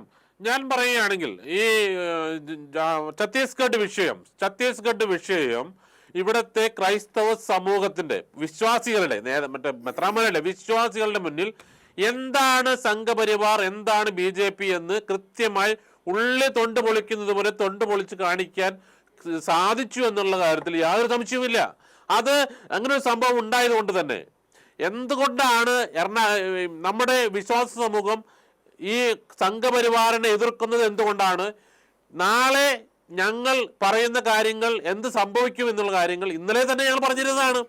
മുസ്ലിം കമ്മ്യൂണിറ്റിയെ ആക്രമിക്കാൻ അല്ലെങ്കിൽ മുസ്ലിം കമ്മ്യൂണിറ്റിയെ നേരിടാൻ ഇവിടെ ക്രൈസ്തവ ന്യൂനപക്ഷത്തിന്റെ ഇടയിൽ വർഗീയത കുത്തിവെച്ച് അവരെ കൂട്ടുപിടിക്കാനുള്ള നീക്കം, അത് ഇന്ന് മുസ്ലിം കമ്മ്യൂണിറ്റിക്കെതിരെയാണെങ്കിൽ നാളെ അവർ ക്രിസ്ത്യൻ കമ്മ്യൂണിറ്റിക്കെതിരെ നടത്തുമെന്ന് കൃത്യമായി ഞങ്ങൾ വർഷങ്ങൾക്ക് മുമ്പേ പറഞ്ഞതാണെന്നേ. ആ പറഞ്ഞ കാര്യങ്ങൾ ഇപ്പോൾ കൃത്യമായി നടക്കുന്നു. ആ നടക്കുന്നുണ്ടെന്ന കാര്യങ്ങൾ കൃത്യമായി ക്രൈസ്തവ സമൂഹം തിരിച്ചറിയുന്നുണ്ട്. അത് വരുന്ന ആളുകളിൽ അത് കൃത്യമായി തന്നെ BJPക്കും ബോധ്യപ്പെടും. കാരണം അധികം താമസിക്കാതെ ഇവിടെ തദ്ദേശ സ്വയംഭരണ തെരഞ്ഞെടുപ്പ് നടക്കാല്ലേ, BJPക്ക് അധികം താമസിക്കാതെ തന്നെ കൃത്യമായി അത് ബോധ്യപ്പെടും.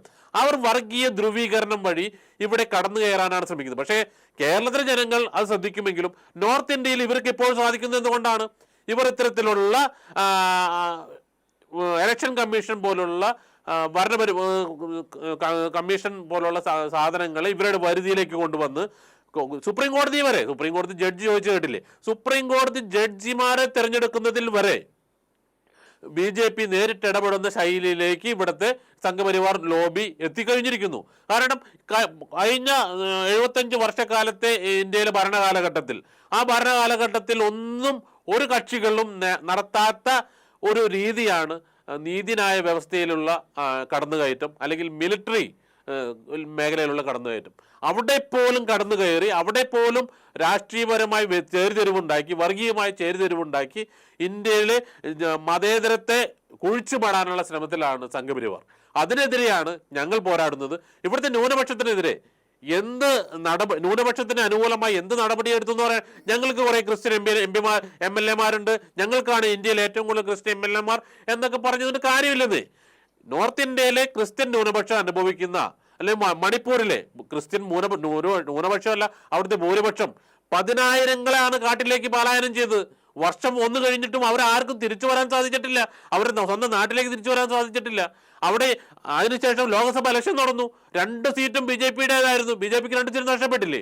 ഇത്രയൊക്കെ അട്ടിമറികൾ, ഇത്രയൊക്കെ കാര്യങ്ങൾ ചെയ്തിട്ട് പോലും ആ 2 സീറ്റുകളും അവർക്ക് നഷ്ടപ്പെട്ടു. എന്തുകൊണ്ടാണ്? ഇവിടെ രാഷ്ട്രീയം പറയാനല്ല ഞാൻ വന്നിരുന്നത്, എങ്കിൽ പോലും ഇപ്പോൾ അദ്ദേഹം പറഞ്ഞതുകൊണ്ട് പറയാണ് അവർക്ക് 2 MLA-മാരുണ്ട്, അവർക്ക് 100 കണക്കിന് MLA-മാരുണ്ട്, അതുണ്ട് ഇതുണ്ട്, ക്രിസ്ത്യൻ ന്യൂനപക്ഷ മേഖലകളിൽ അവർക്ക് ഭരണമുണ്ട്. അതൊക്കെ എങ്ങനെ നേടിയെടുത്തു എന്ന് വരും കാലങ്ങളിൽ തെളിയിക്കപ്പെടും, ഒരു സംശയവുമില്ല. അഡ്വക്കേറ്റ് ജയസൂര്യൻ, അതായത് ഇതൊക്കെ മാനുഫാക്ചർ ചെയ്തതാണ്, ഇതൊക്കെ നിർമ്മിച്ചെടുത്ത വിജയങ്ങളാണ് നേട്ടങ്ങളാണ് എന്നാണ് ഇപ്പോൾ എല്ലാവരും പറയുന്നത്. അക്കാര്യത്തിൽ നിങ്ങൾ ഇപ്പോഴും അഹങ്കരിച്ചുകൊണ്ടിരിക്കുകയാണോ? എണ്ണം പറഞ്ഞ് ഇത്ര MLA-മാരുണ്ട്, ഇത്ര MP-മാരുണ്ട്, ഇന്ന സംസ്ഥാനം നോക്കൂ, ഈ ന്യൂനപക്ഷങ്ങളുടെ ഒക്കെ എണ്ണം കൂടുതലുള്ള സംസ്ഥാനങ്ങളൊക്കെ ഞങ്ങളാണ് ഭരിക്കുന്നത് എന്നൊക്കെ പറഞ്ഞ് നിങ്ങൾക്ക് തൽക്കാലം പറഞ്ഞുകൊണ്ടിരുന്നാൽ മുൻപ് കോൺഗ്രസിൻ്റെ അനുഭവം കണ്ടില്ലേ എന്ന് നേരത്തെ KV അബ്ദുൽ ഖാദർ ചോദിച്ചു കണ്ടില്ലേ? അല്ലാതെ വോട്ടിൻ്റെ എണ്ണവും ചില സംസ്ഥാനങ്ങൾ CPM-നുണ്ടായിരുന്നില്ല, അതിപ്പോൾ എവിടെയെന്ന് ചോദിക്കുന്ന ചോദ്യങ്ങൾ നിങ്ങൾ ചോദിച്ചുകൊണ്ടിരുന്നാൽ മതിയോ? ഇപ്പോഴുള്ള അനുഭവങ്ങൾക്ക് നിങ്ങൾക്ക് എന്ത് മറുപടി പറയാനുണ്ട് എന്നാണ്. ഈ സമീപകാലത്തുണ്ടാക്കിയെടുത്ത നേട്ടം പോലും നിങ്ങളെ തിരിച്ചു പറയുന്ന ഘട്ടത്തിലേക്ക് ഈ സമൂഹം എത്തിയിട്ടുണ്ടെങ്കിൽ നിങ്ങൾക്ക് എന്ത് മറുപടിയുണ്ട് പറയാൻ? കൃത്യമായ മറുപടിയുണ്ട് പറയാൻ. ഞങ്ങളെ സംബന്ധിച്ചിടത്തോളം BJP-ക്കെതിരെ, സംഘപരിവാറിനെതിരെ നിരന്തരമായ ആക്രമണങ്ങൾ അഴിച്ചുവിട്ടുകൊണ്ടിരിക്കാൻ ഞാൻ ഇവരെ സ്വാഗതം ചെയ്യുകയാണ്. ഞാൻ ഇവർക്ക് നന്ദി പറയുകയാണ്. BJP-യെയും RSS-നെയും എത്രമാത്രം ആക്ഷേപിക്കുന്നോ, എത്രമാത്രം കടന്നാക്രമിക്കുന്നോ, എത്രമാത്രം ചർച്ച നടത്തുന്നോ, എത്രമാത്രം ലേഖനം എഴുതുന്നോ, എത്രമാത്രം പ്രകടനം നടത്തുന്നോ, അത്രമാത്രം MLA-മാരും MP-മാരും മന്ത്രിമാരും അത്രമാത്രം ഭരണമുള്ള സംസ്ഥാനങ്ങൾ BJP-ക്ക് നിങ്ങൾ വർദ്ധിപ്പിച്ചു തരുന്നതിന് നിങ്ങളോടെല്ലാം ഞാൻ നന്ദി പറയുകയാണ്. കാരണം ഈ കടന്നാക്രമണം ഇനിയും ഉണ്ടാകണം. ഇനിയും നിങ്ങൾ ഞങ്ങളെ ആക്രമിക്കണം. നിങ്ങൾ ഈ സംവിധാനങ്ങളെ ഉപയോഗിച്ച് നേട്ടമുണ്ടാക്കുമെന്നാണോ? ഈ ഇലക്ഷൻ കമ്മീഷനെ പോലും നിങ്ങൾ ഉപയോഗിച്ച് നേട്ടമുണ്ടാക്കുമെന്നാണോ? ഈ ബാംഗ്ലൂരിലെ കണക്കുകൾക്ക് ഒരു പരാതി കൊടുത്തില്ലേ എന്നാണ് താങ്കൾ ചോദിക്കുന്നത്. ഇപ്പോൾ പ്രതിപക്ഷം മുഴുവൻ അക്കാര്യത്തിൽ പറഞ്ഞു തുടങ്ങിയിട്ടുണ്ട്. ഇത്തരത്തിലുള്ള പല സ്ഥലത്തെയും വോട്ടിൻ്റെ എണ്ണം നോക്കുമ്പോൾ അവിടെ താമസിക്കുന്ന ആളുകൾ അത്രയും ചെറിയൊരു സംവിധാനത്തിൽ താമസിക്കാൻ സാധിക്കില്ല. ആ ആളുകൾ ഇപ്പോൾ അവിടെ ഇല്ല. നേരത്തെ വോട്ട് ചെയ്ത ആളുകൾ പോലും ഇപ്പോൾ അവിടെയില്ല. ഇതൊക്കെ മാനുഫാക്ചർ ചെയ്യാൻ വേണ്ടി, ഈ ഒരു കൃത്രിമമായ റിസൾട്ട് ഉണ്ടാക്കിയെടുക്കാൻ വേണ്ടി അവിടെ ഉണ്ടാക്കിയെടുത്ത കാര്യങ്ങൾ പോലെ ഉണ്ട്. അപ്പോൾ ഇത്തരം കാര്യങ്ങൾ, അതായത് കോടതിയുടെ ഉത്തരവ് BJP-ക്ക് എതിരാണെങ്കിൽ കോടതി നല്ല തങ്കപ്പെട്ട കോടതി, നല്ല ഒന്നാം തരം കോടതി. കോടതിയുടെ ഉത്തരവ് BJP-ക്ക് അനുകൂലമാണെങ്കിൽ കോടതിയെ BJP വിലക്ക് വാങ്ങിച്ചിരിക്കുന്നു. കോടതി RSS ആണെന്ന് പറയുന്നു. ഇലക്ഷനിൽ BJP ജയിക്കുമ്പോൾ ഇലക്ഷൻ കമ്മീഷൻ BJP ആണ്, RSS ആണെന്ന് പറയുന്നു. മറിച്ച് കോൺഗ്രസ് തോറ്റാൽ ആ രീതിയിൽ അങ്ങനെയല്ല. വോട്ടർ പട്ടികയിൽ ഫോട്ടോ ഇല്ലാത്ത ആളുകളുടെ പേരുകളുടെ സ്ഥാനത്ത്, അച്ഛൻ്റെ അമ്മയുടെ പേരിൻ്റെ സ്ഥാനത്ത് ഈ മറ്റേ ക്യാപ്ചയുടെ ആ ഒരു അടയാളം പോലെയുള്ള പേരുകൾ ഉള്ളതൊക്കെ ഈ പറയുന്ന പോലെ ആളുകൾ ഉണ്ടാക്കി പറയുന്നതാണോ? ഇതിനൊക്കെ എന്ത് മറുപടി BJP-ക്കുണ്ട്? BJP-ക്ക് ഇത് അന്വേഷിക്കണമെന്ന് തോന്നുന്നില്ലേ? ഉണ്ട്, കൃത്യമായിട്ട് അന്വേഷിക്കണമെന്ന് പറയാൻ രാഹുൽ ഗാന്ധിയെ വെല്ലുവിളിക്കുന്നു. CPM അല്ല, രാഹുൽ ഗാന്ധി അല്ല, BJP-യുടെ നിലപാട് എന്താണ്? BJP-യുടെ നിലപാട് എന്താണ്? അന്വേഷിക്കണ്ടേ? നിങ്ങൾ എഴുതി കൊടുക്കൂ. അന്വേഷിക്കണമെന്ന് എഴുതി കൊടുക്കാൻ ഇലക്ഷൻ കമ്മീഷൻ പറഞ്ഞല്ലോ. ഇലക്ഷൻ കമ്മീഷൻ എഴുതി തരൂ. എന്തുകൊണ്ടാ? ഞങ്ങൾക്ക് പരാതിയില്ലെന്നേ. പരാതിയുള്ളവർ എഴുതിക്കോട്, ഞങ്ങൾക്ക് പരാതിയില്ലല്ലോ. ക്യാപ്ചയിലുള്ള മക്കൾ വോട്ടർമാരാകുന്നതിലൊക്കെ നിങ്ങൾക്ക് പരാതിയില്ല. ക്യാപ്ചയിലെ വോട്ടർമാർ, ക്യാപ്ചയിലുള്ള മക്കൾ വോട്ട് ചെയ്യുന്ന സംവിധാനത്തിലാണ് നിങ്ങൾക്ക് വിശ്വാസം. നിങ്ങൾക്കത് കൊള്ളാം. നിങ്ങളുടെ ആളുകൾ ജയിക്കുന്നുണ്ട്. ക്യാപ്ച അച്ഛനും അമ്മയാകുകയും ഫോട്ടോ ഇല്ലാത്ത ആളുകൾ വോട്ട് ചെയ്യുകയും ചെയ്യുന്ന ഒരു സംവിധാനത്തിൽ നിങ്ങൾക്ക് നല്ല വോട്ട് കിട്ടുന്നുണ്ട്. നിങ്ങൾക്ക് MP-മാരുണ്ടാകുന്നുണ്ട്. നിങ്ങൾക്ക് നല്ല ഈ ന്യൂനപക്ഷങ്ങളുടെ സംസ്ഥാനങ്ങളൊക്കെ നിങ്ങൾക്ക് ഭരിക്കാൻ പറ്റുന്നുണ്ട്. ഇതൊക്കെ ഈ ക്യാപ്ചയിൽ ഉള്ള വോട്ടർമാർ വോട്ട് ചെയ്യുകയും ക്യാപ്ച അച്ഛനും അമ്മയായിരിക്കുന്ന സംവിധാനത്തിലാണ് നടക്കുന്നതെന്നുള്ളത് നിങ്ങൾക്ക് പരാതിയില്ല. KV അബ്ദുൽ ഖാദർ കേട്ടല്ലോ. പരാതിയുള്ളവർ എഴുതി കൊടുക്കാത്ത എന്തുകൊണ്ട്? കള്ള പരാതിയല്ലേ? പരാതിയുള്ളവർ എന്തുകൊണ്ട് എഴുതി കൊടുക്കാത്തത്? എഴുതി കൊടുത്ത് അന്വേഷിക്കണം. എന്തുകൊണ്ടാണ് സത്യവാങ്മൂലം? അബ്ദുൽ ഖാദർ വസ്തുതയിലേക്ക് വരികയാണ്. ഇപ്പോൾ ബീഹാറിലെ SIR വോട്ടർ പട്ടികയെ സംബന്ധിച്ചുള്ള തീവ്ര പരിശോധന യഥാർത്ഥത്തിൽ എന്താ നടക്കുന്നത്? അവിടെ വോട്ടർ ID കാർഡ്, ആധാർ, അതുപോലെ റേഷൻ കാർഡ്, ഇതൊന്നും തെളിയിക്കുന്ന വസ്തുതകളല്ല എന്ന് ഇലക്ഷൻ കമ്മീഷനെ കൊണ്ട് പറയിപ്പിച്ചത് ആരാണ്? BJP-യുടെ വക്താവ് പറയണം. നിങ്ങളുടെ കേന്ദ്ര ഗവൺമെൻറ് സുപ്രീം കോടതിയിൽ നിങ്ങളുടെ അഭിഭാഷകൻ വാദിച്ചത് ഈ പറഞ്ഞതൊന്നും എവിഡൻസസ് അല്ല എന്നാണ്. എവിടേക്കാണ് നിങ്ങൾ നയിക്കാൻ ശ്രമിച്ചത്? സുപ്രീം കോടതിയുടെ അതിശക്തമായ പ്രഹരം കിട്ടിയത് കൊണ്ടല്ലേ ആധാർ പിന്നീട് തെളിയിക്കാനുള്ള വസ്തുതയാണ് എന്ന് അംഗീകരിക്കേണ്ടി വന്നത്? എന്നിട്ട് പോലും 10,000-കണക്കിന് ആളുകളെ വോട്ടർ പട്ടികയിൽ നിന്നും മാറ്റുകയാണ്.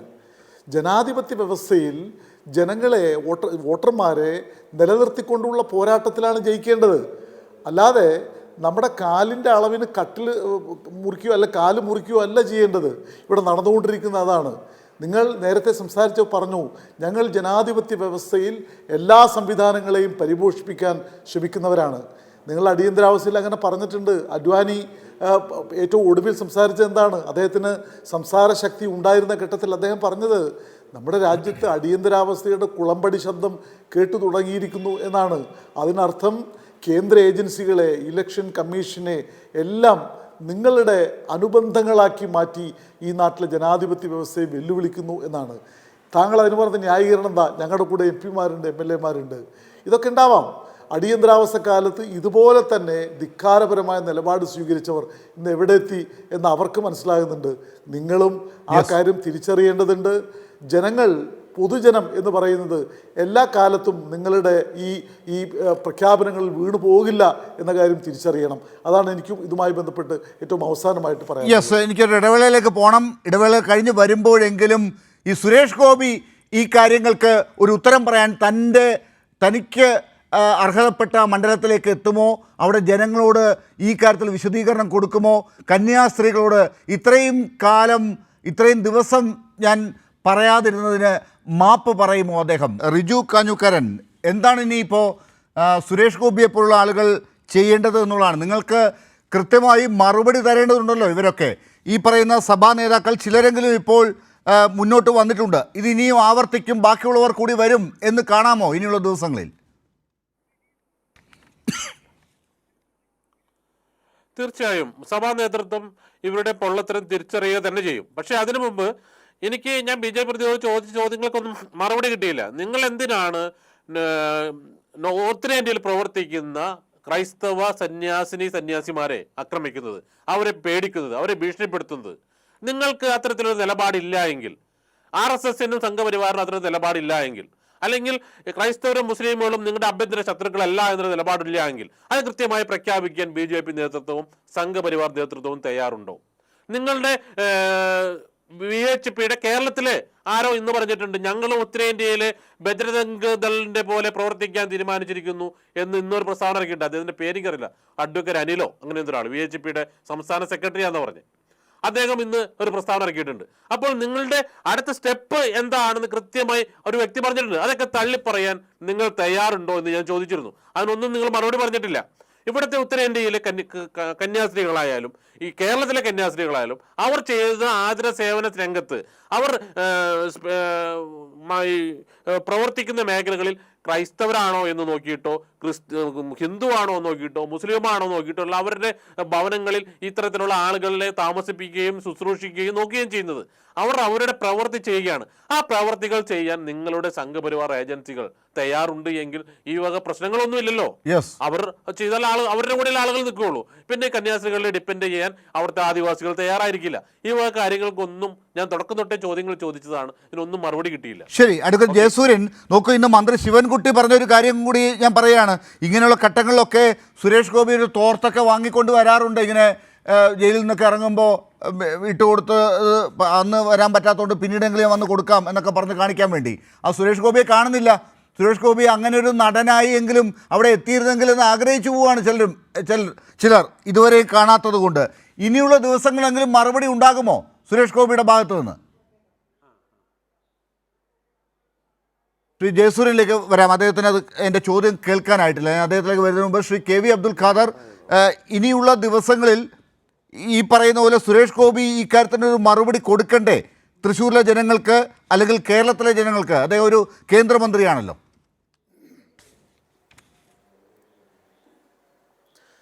അല്ല, അദ്ദേഹം മാധ്യമങ്ങളോട് സംസാരിച്ച് ഇത്തരം കാര്യങ്ങളിൽ തൻ്റെ നിലപാട് വിശദീകരിക്കാൻ ബാധ്യസ്ഥനാണ്. അത് അദ്ദേഹം നടത്തിയിട്ടില്ല. കഴിഞ്ഞ കുറച്ച് കാലമായിട്ട് ഒളിച്ചോടുകയാണ്. ചോദ്യം ചോദിക്കുന്ന മാധ്യമപ്രവർത്തകരുടെ മെക്കിട്ട് കയറി അവരെ ആക്ഷേപിച്ച് ഒക്കെ കടന്നു പോവാണ്. അതെന്തുകൊണ്ടാണെന്ന് വെച്ചാൽ ഇവിടെ ഇലക്ഷന് മുമ്പ് പറഞ്ഞ കാര്യങ്ങളല്ല ഇപ്പോൾ പ്രാവർത്തികമാക്കുന്നത്. യഥാർത്ഥത്തിൽ നേരത്തെ ഇവിടെ സംസാരിച്ച BJP പ്രതിനിധി പറഞ്ഞതുപോലെ ആണോ വസ്തുതകൾ? ഇപ്പോൾ ശശികല ടീച്ചർ അവരുടെ പ്രസ്താവനകൾ നിങ്ങൾ നോക്കുക. വിദ്വേഷത്തിൻ്റെ അല്ലാത്ത, വെറുപ്പിൻ്റെ അല്ലാത്ത എന്ത് നിലപാടാണ് അവർക്കുള്ളത്? അവർ സംഘ് പരിവാരത്തിൻ്റെ ഭാഗമല്ലേ? RV ബാബു മറ്റൊരു VHP നേതാവാണ്. അദ്ദേഹം പാലയൂരിലെ ക്രൈസ്തവ ചർച്ചിനെ സംബന്ധിച്ച് ഒരു ടെലിവിഷൻ ചാനൽ ചർച്ചയ്ക്കിടയിൽ നടത്തിയ പ്രസ്താവന, ഇതൊക്കെ ഇവരുടെ നിലപാടുകളുടെ വളരെ പച്ചയായിട്ടുള്ള പ്രദർശനമാണ്. പിന്നെ ഇത് വിഷയമാകുമ്പോൾ ഞങ്ങൾക്ക് അങ്ങനെ നിലപാടില്ല, ഞങ്ങൾ പിന്നെ ക്രൈസ്തവ വിഭാഗത്തിനൊപ്പമാണ് എന്നൊക്കെ ഇപ്പോൾ താല്പര്യങ്ങൾ സംരക്ഷിക്കാൻ വേണ്ടി പറയുന്നുണ്ട്. പക്ഷെ അതൊന്നുമല്ല വസ്തുത. എന്താണ് ഇവർ എന്ന് ഇവരുടെ പ്രവർത്തനങ്ങളിലൂടെ ഉത്തരേന്ത്യയിലെമ്പാടും പല ഘട്ടങ്ങളിലും കേരളത്തിലും ഒക്കെ തെളിയിച്ചിട്ടുള്ള ആളുകളാണ്. അപ്പം അതുകൊണ്ട് യഥാർത്ഥത്തിൽ ഇവരുടെ ഈ തനിനിറം കൂടുതൽ കൂടുതൽ പുറത്തു വരുന്നുണ്ട്. സുരേഷ് ഗോപി ഉൾപ്പെടെയുള്ള BJPയുടെ കേരളത്തിലെ ജനപ്രതിനിധികൾക്കും നേതാക്കൾക്കും ഇക്കാര്യം കൂടുതൽ വിശദീകരിക്കേണ്ടി വരും. പക്ഷേ അതത്ര സുഗമമായിരിക്കില്ല ആ വിശദീകരണം എന്നാണ് ഞാൻ. ശരി, അഡ്വക്കേറ്റ് ജയസൂര്യൻ, അവസാനമായി, അതായത് സുരേഷ് ഗോപി ഇനി വന്ന് പറയേണ്ടത് ഇത്ര മാത്രമാണ്: വടക്കേ ഇന്ത്യയിലുള്ള ന്യൂനപക്ഷങ്ങൾക്ക് അല്ലെങ്കിൽ മലയാളികളായ ഈ കന്യാസ്ത്രീകളും വൈദികരുമൊക്കെ അവരുടെ പ്രവർത്തന മേഖലയിൽ തുടർന്നുകൊള്ളൂ, ഒരു പ്രശ്നവും ഉണ്ടാകില്ല. ഇവിടെ ബജ്രംഗ് ദളും മറ്റ് സംഘപരിവാറുമൊക്കെ പറയുന്നതൊന്നും ഇവിടെ നടക്കാൻ പോകുന്നില്ല. BJP എന്ത് പറഞ്ഞാലും ശരി, കേന്ദ്രമന്ത്രി എന്നുള്ള നിലയ്ക്ക് അല്ലെങ്കിൽ ഒരു ജനപ്രതിനിധി എന്നുള്ള നിലയ്ക്ക് ഞാൻ ഉറപ്പ് തരുന്നു ഇതൊന്നും ഇനി ആവർത്തിക്കില്ല എന്നാണ് ഇവരോട് വന്ന് പറഞ്ഞു കൊടുക്കേണ്ടത്, പറയേണ്ടത്. അത് പറയാൻ എന്നെത്തും സുരേഷ് ഗോപി? ഞാൻ മറുപടി പറയാം, ദയവേത് തന്നെ തടയരുത്. ഇവിടെ നേരത്തെ പറഞ്ഞ ഒരു കാര്യം പറഞ്ഞിട്ട് ഈ വിഷയത്തിലേക്ക് വളരെ പെട്ടെന്ന് വരാം. 1.5 മിനിറ്റ് എന്നുള്ളത് എനിക്ക് മനസ്സിലാവും. അതായത് 2.25 ലക്ഷം വോട്ട് കേരളത്തിലെ ലിസ്റ്റിൽ നിന്ന് വെട്ടിക്കളഞ്ഞു. ഇവിടെ പലയിടത്തും ജനസംഖ്യയേക്കാൾ കൂടുതൽ വോട്ടേഴ്സ് ലിസ്റ്റിൽ വോട്ടുണ്ട്. BJP അതിന് വ്യക്തമായിട്ട് പരാതി കൊടുത്തിട്ടുണ്ട്. എന്താണ് CPM, എന്താണ് കോൺഗ്രസും അനങ്ങാത്തത്? ആ വോട്ട് മുഴുവൻ കോൺഗ്രസിന്റെയും CPM-ന്റെയും അല്ലേ? അതുകൊണ്ടല്ലേ അവർ അനങ്ങാത്തത്. ഇനി സുരേഷ് ഗോപിയെ കുറിച്ച് പറഞ്ഞ കാര്യത്തിന് മറുപടി പറയാം. അല്ല, അക്കാര്യത്തിൽ ക്യാപ്ചയുടെ വോട്ട് ഇവിടെ കേരളത്തിൽ ക്യാപ്ചയുടെ വോട്ടുണ്ടോ? ക്യാപ്ചയുടെ വോട്ടുണ്ടോ? ഇല്ല, അവസരം തരികയാണ്. ഫോട്ടോ ഇല്ലാത്ത വോട്ടർമാർ എത്ര പേരുണ്ട് ഇവിടെ? ചോദ്യം മാത്രം മതിയോ? 2.25 ലക്ഷം വോട്ട് കേരളത്തിലെ ലിസ്റ്റിൽ നിന്ന് വെട്ടിക്കളഞ്ഞു. ആ 2.25 ലക്ഷം വോട്ട് വെട്ടിക്കളഞ്ഞു എന്ന് മാത്രമല്ല, ജനസംഖ്യയേക്കാൾ കൂടുതൽ വോട്ട് വോട്ടേഴ്സ് ലിസ്റ്റിൽ ഉണ്ടെന്ന് തെളിവ് സഹിതം സുരേഷ് ഗോപിയുടെ കാര്യം പറയൂ. സുരേഷ് ഗോപിയുടെ കാര്യം പറയൂ. നിങ്ങൾ സുരേഷ് ഗോപിയുടെ കാര്യം പറയാം. സുരേഷ് ഗോപി എന്തു പറയണം, എപ്പോൾ പറയണം, ആരോട് പറയണം, എവിടെ പറയണമെന്ന് അദ്ദേഹത്തിന് വളരെ വ്യക്തമായിട്ട് അറിയാവുന്ന വ്യക്തിയാണ്. അദ്ദേഹം പറയേണ്ടവരോട് പറയേണ്ട സമയത്ത് കൃത്യമായി പറയുന്നുണ്ട്. മാറി നിൽക്കൂ, ചോദ്യങ്ങൾ ചോദിച്ചാൽ മാറി നിൽക്കൂ. എവിടെ പോലീസ്? ഒരു കാര്യം കൂടി അദ്ദേഹത്തിന് കൃത്യമായിട്ട് അറിയാം. എവിടെയാണ് എന്താണ് പറയേണ്ടത് അദ്ദേഹത്തിന് അറിയാം. അദ്ദേഹം കൃത്യമായിട്ട് പറയും, അത് പറയുകയും ചെയ്യും. ശരി, ആ കാര്യത്തിൽ ഒരു സംശയവും ആ കാര്യത്തിൽ ആരും ഒട്ട് ആശങ്കപ്പെടും. എന്തായാലും ക്യാപ്ചയുടെ കാര്യത്തിൽ അവരൊക്കെയാണ് ഇവിടെ വോട്ടർമാരായി ഉള്ളത്. ഫോട്ടോ ഇല്ലാത്ത വോട്ടർമാരാണ് പലയിടത്തുമുള്ളത്. അവിടെയൊക്കെ ചിലപ്പോൾ BJP ജയിക്കുന്നുണ്ട്. അവിടെ ഇനിയിപ്പോൾ ന്യൂനപക്ഷങ്ങളാണെങ്കിൽ അവിടെയും BJP ആണ് ജയിക്കുന്നത്. അതൊക്കെ ഇനി ഇലക്ഷൻ കമ്മീഷൻ ആരെങ്കിലും പരാതി കൊടുത്താൽ അന്വേഷിക്കും എന്നുള്ളതാണ്. പരാതി കൊടുക്കാതെ ഈ കാര്യങ്ങൾ ജനസമൂഹത്തിന് മുമ്പിലേക്ക് വന്നാൽ അന്വേഷിക്കാൻ തയ്യാറല്ല. BJPക്ക് ഇക്കാര്യത്തിൽ പരാതിയുമില്ല. ഇതാണ് ഇപ്പോഴത്തെ അവസ്ഥ. ഇനി സുരേഷ് ഗോപി വന്ന് കന്യാസ്ത്രീകളെയും മറ്റ് വൈദികരെയും ഒക്കെ മലയാളികളായിട്ടുള്ളവർ പുറത്തേക്ക് പോകുമ്പോൾ ഇനി പീഡിപ്പിക്കപ്പെടില്ല, അടി കിട്ടില്ല, തെരുവിളി ഉണ്ടാകില്ല, ജയിലിലാകില്ല, പാസ്പോർട്ട് കൊണ്ട് നടക്കേണ്ടി വരില്ല എന്ന് പറഞ്ഞ് ആശ്വസിപ്പിക്കാൻ വരുമോ എന്ന് ചോദിച്ചാൽ അദ്ദേഹത്തിന് അറിയാം എന്തൊക്കെ പറയണമെന്ന്. അദ്ദേഹം നേരത്തെ അത് കാണിച്ചിട്ടുമുണ്ട്. ഇതാണ് BJPയുടെ മറുപടി. വരുന്ന ദിവസങ്ങളിലെങ്കിലും എന്തെങ്കിലും മാറ്റമുണ്ടാകുമോ എന്ന് നോക്കാം. വളരെ നന്ദി ചർച്ചയിൽ പങ്കെടുത്തതിന് ശ്രീ KV അബ്ദുൽ ഖാദർ, അഡ്വക്കേറ്റ് ജയസൂര്യൻ, ഒപ്പം റിജു കാഞ്ഞൂക്കാരൻ. ന്യൂസ് ആൻഡ് വ്യൂസ് അവസാനിക്കുന്നു.